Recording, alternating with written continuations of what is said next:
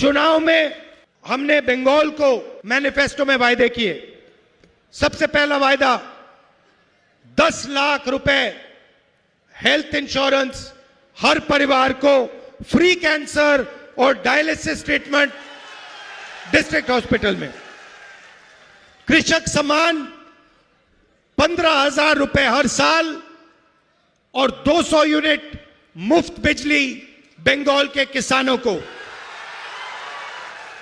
शिक्षा आलो, free education graduation तक, महिलाओं को पीजी तक, कम्युनिकेटिव इंग्लिश और एआई में स्कूलों में एजुकेशन।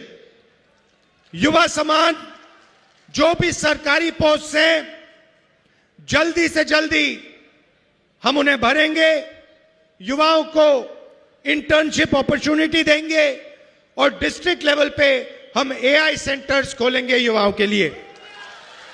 और महिलाओं के लिए 2,000 रुपए हर महीने उनके बैंक अकाउंट में कांग्रेस पार्टी कैश ट्रांसफर करेगी।